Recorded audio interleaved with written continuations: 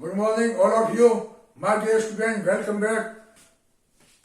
Once more also, I will tell you some important things which are very important before you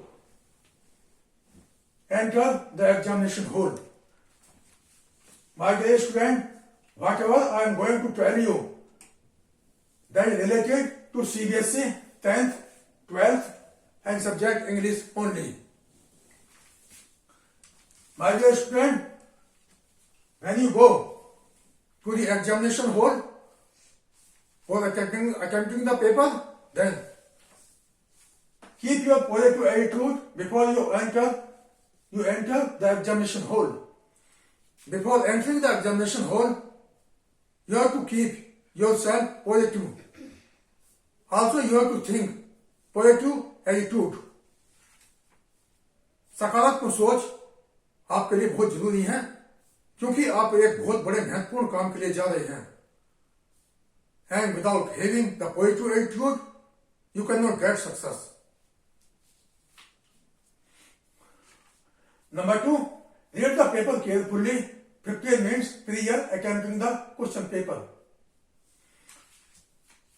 After entering the examination hall, as you get the paper, then you have to read the paper at least 15 minutes before you start to attempt the paper. इससे पहले कि आप paper को start करें, 15 minute उसको अच्छी तरह से पढ़ें, आराम से. And then choose in this time which is easy and which is hard. और इस टाइम के अंदर ये चेक करें कि कौन सा क्वेश्चन हार्ड है और कौन सा आसान. Which is hard or which is easy. You have to also choose in this time. जो टाइम आपको मिला है, इसमें ये निश्चित करें कौन सा क्वेश्चन आपके लिए आसान है और कौन सा क्वेश्चन हार्ड है. When you choose this all, जब आप ये चूज कर लेते हैं, then start to attempt the paper from easiest question and hardest after all. तो पेपर की शुरुआत एक ऐसे क्वेश्चन से करें जो सबसे आसान है. Because if you start the paper from easiest question, अगर किसी क्वेश्चन की शुरुआत आप उस क्वेश्चन से करते हैं जो सबसे आसान है, then you will be given the marks more and more. And later on, after all, the question which is hardest, that should be attempted by yourself. और इसके बाद में आखिर में वो क्वेश्चन करें जो सबसे ज्यादा हार्ड आप समझते हैं. Number 5, attempt all the question in neat and clean writing. While solving the question paper, you also have to think that your writing is neat and clean or not. जब आप paper कर रहे होते हैं तो आपने ये भी देखना है कि आपका राइटिंग साफ है या नहीं. Because by attempting the paper in neat and clean way, you will get good. क्योंकि पेपर में अगर साफ राइटिंग से लिखा जाएगा तो आपके लिए ज्यादा कुछ अच्छा होगा.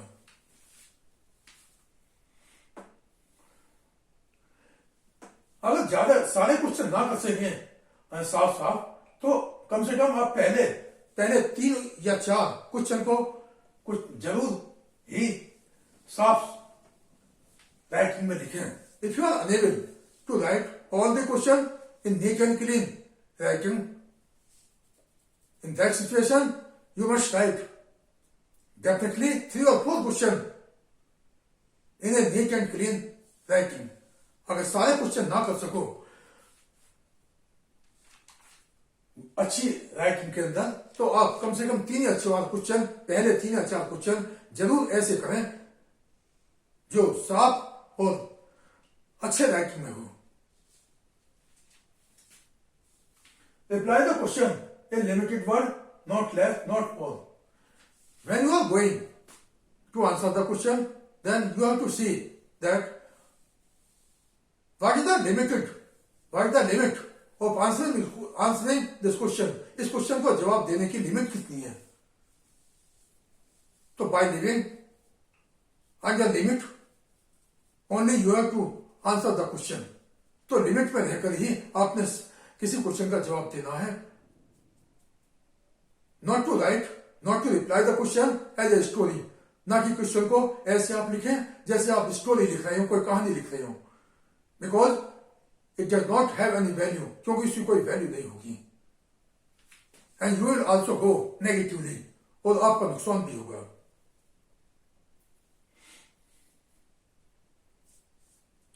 Short answer in 6 to 8 line and long in 8 to 12 line to be completed. हालांकि you have to reply each question, short question in 6 to 8 line, because in writing in 6 to 8 line the meaning will be definitely completed. And the long answer, long question to be also answered by writing 8 to 12 lines. If you write down 6 to 8 line in short question and 8 to 12 line in long question by showing the meaning also, then definitely I can assure you that you have completed your meaning asked by the question paper. अगर आपने short question को 6 से 8 line में और long को 8 से 22 line में पूरा कर दिया, तो मेरा ये मानना है कि आपने क्वेश्चन बिल्कुल उसी हालत में हल किया जिस हालत में क्वेश्चन पेपर मांगता है, और उसका मीनिंग भी पूरा हो गया। You also have to see, आपने ये भी देखना है that the meaning asked by the question paper has been completed or not. ये भी देखना है आपने कि जो मीनिंग क्वेश्चन ने पूछा है वो पूरा हो गया नहीं हो गया। Complete the meaning. Also, while answering the question, meaning भी पूरा कर लिया या नहीं कर लिया, ये आपने चेक करना है जब आप जवाब दे रहे होते हैं। Because if the meaning in each question asked by the question paper is incomplete, then there will be no value of solving the question. अगर आपने मीनिंग पूरा नहीं किया किसी क्वेश्चन का और 8 से 12 लाइन या 6 से 12 लाइन लिख दी, तो भी उसका कोई मतलब नहीं होगा। You have to give first priority, you have to focus yourself on answering the question by showing that the meaning asked by the question paper has been completed by you or not. जब आप question कर रहे होते हैं तो तब आपने ये देखना है कि मीनिंग भी पूरा हो गया या नहीं जैसा उसने पूछा। इस पे आपने ज्यादा फोकस करना है, बजाय इसके कि आपने 8 से 12 लाइन लिखी या 6 से 8 लाइन लिखी। लाइन का कोई महत्व नहीं होता, बट जो मीनिंग उसने पूछा, मीनिंग आपने पूरा किया, इसका महत्व होता है।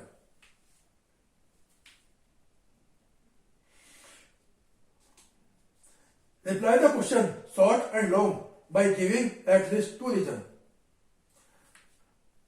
While answering the question short or long, you also have to show the reason, because without showing the reason in short and long question, your answer cannot be cemented. अगर आप किसी क्वेश्चन में रीजन नहीं दे रहे हैं, reason का मतलब कारण, वजह, तो बिना कारण वजह दिए हुए वो आपका जवाब पुख्ता नहीं हो सकता। उस पर इतने आपको मार्क्स नहीं मिलेंगे जितने आपको मिलने चाहिए। For example, if I am asked that why do you go to school, and if I reply I go to school without any reason, then the answer of this question is not complete. But अगर मैं जवाब देता हूं कि I go to school in order to get education as well as to be civilized and cultured, also making a good humanity, then I can say that my question, that my answer asked by the question paper is right. अगर मैं जवाब देता हूं कि मैं school क्यों जाता हूं, मैं स्कूल इसलिए जाता हूं क्योंकि मुझे शिक्षा लेनी है, सभ्यता लेनी है, संस्कृति लेनी है, और एक अच्छी एक मानवता को एक मानवता को, एक अच्छी मानवता को बढ़ावा देना है, तब मेरा ये जवाब सही है। इस तो मैं रीजन जो बात कर रहा हूं आपसे, उस रीजन की बात कर रहा हूं। अगर आपसे कोई क्वेश्चन पूछा जाता है, उस क्वेश्चन का जवाब आपने देना है कोई ना कोई रीजन देते हुए। बिना रीजन के आपकी बात पुख्ता नहीं मानी जाएगी। Reply the short and long question by linking with its previous 2 or 3 line। जब आप किसी क्वेश्चन को शुरुआत करते हैं तो उसका लिंक उससे पहले 2 या 3 लाइन से जोड़ना है, लिंक पैदा करना है, ताकि ये हो जाए कि ये क्वेश्चन कहां से शुरू हुआ था। जब ये पता चलेगा क्वेश्चन कहां से शुरू हुआ था, उसका जवाब उससे लिंक हो जाएगा।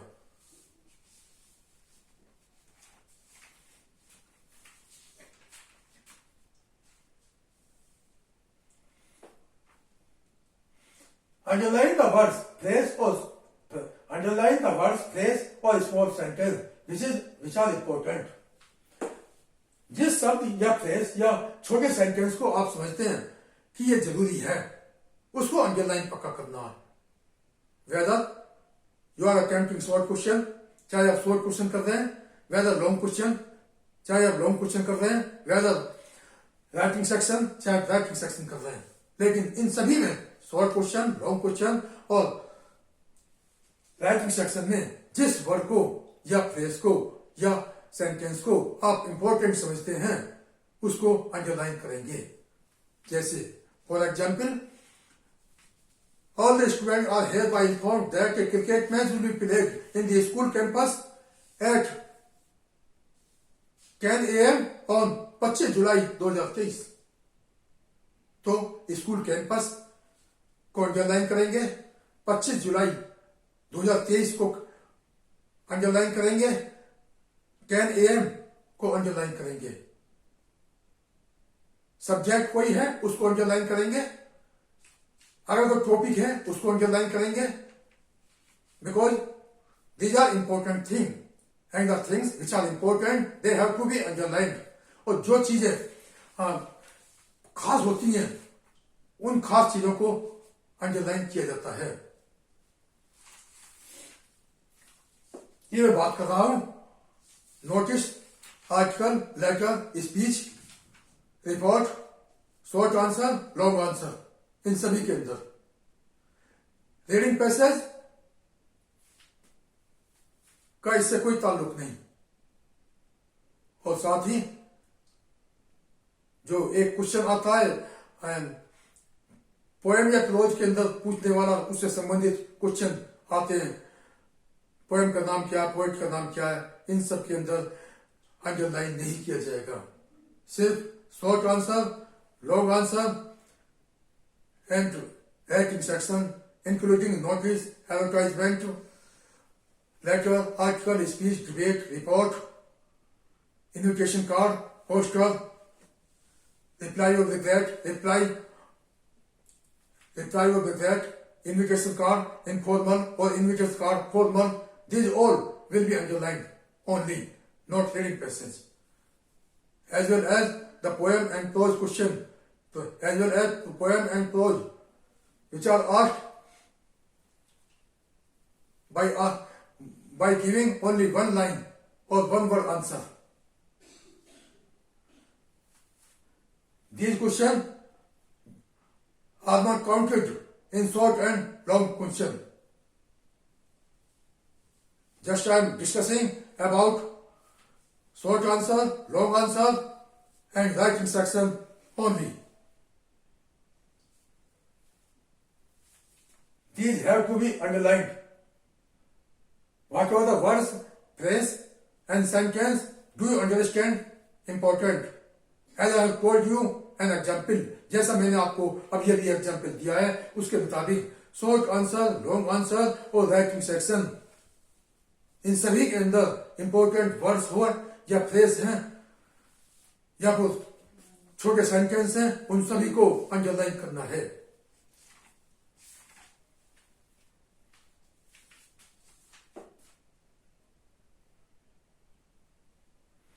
Do not forget to make a suitable format by giving one line gap in each line. जब आप राइटिंग सेक्शन को अटेंड कर रहे होते हैं तब ये ना भूलें कि आपने सुटेबल फॉर्मेट उसके अंदर दे दिया है, लिख दिया है या नहीं। जैसे लेटर के अंदर होता है फ्रॉम एड्रेस ऊपर आएगा लेकिन फ्रॉम वर्ड नहीं आएगा, डेट्स आएगी मगर DAT सब नहीं आएगा। ऐसे ही टू का एड्रेस आएगा पर टू नहीं आएगा, सब्जेक्ट SUB लिखा जाएगा, इसके बाद सब्जेक्ट क्या है वो भी लिखा जाएगा।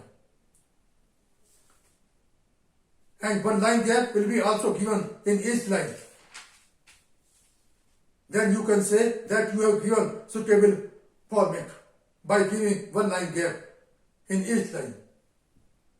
ऐसे ही आर्टिकल में, ऐसे ही नोटिस में, ऐसे स्पीच, डिबेट, रिपोर्ट और इसके अलावा जो भी आप राइटिंग सेक्शन संबंधी समझते हैं उस सब के अंदर फॉर्मेट, हर फॉर्मेट के अंदर वन लाइन गैप दिया जाएगा। One line gap will be given definitely in each line when you are going to write the writing section and before, and also when you are going to give the format, and the format is also written down first of the question। और ये सभी को पता है कि format question के पहले लिखा जाता है, उसका फॉर्मेट सही बनाना, उसमें गैप देना एक लाइन का, ये मत भूल जाना।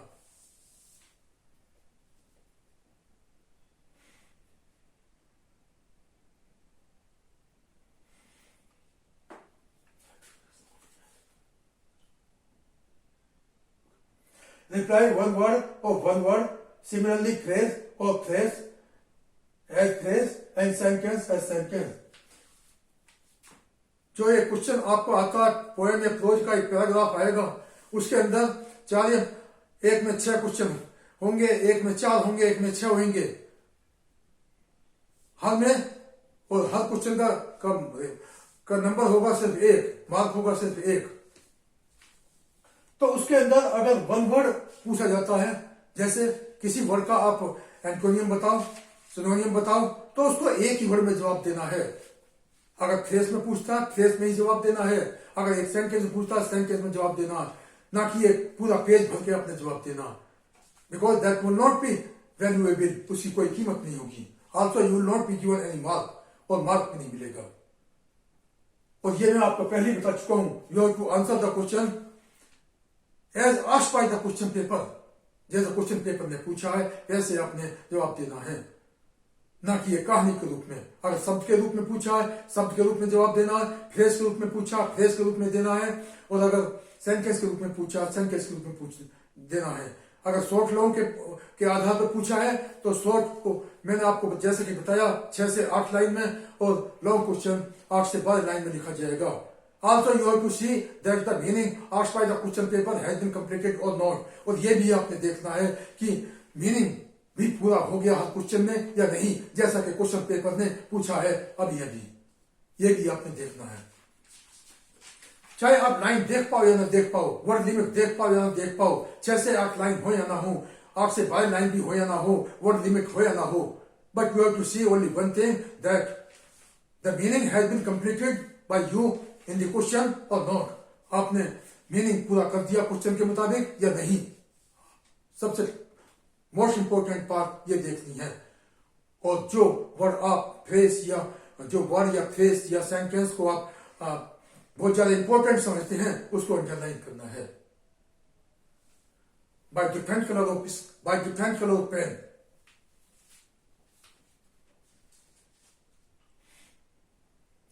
Count all the questions after completing and keep confidence in yourself.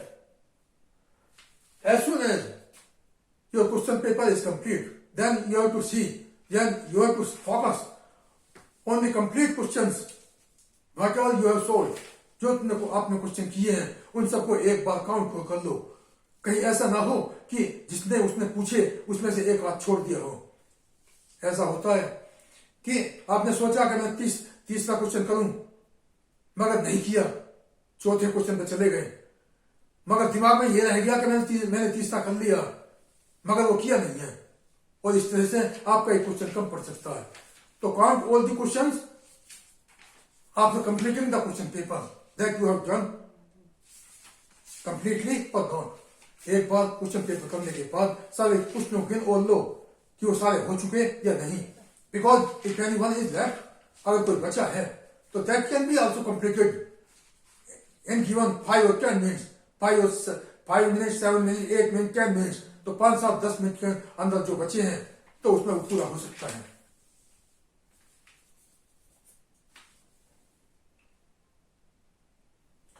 Reply the questions in suitable and meaningful way, not a story.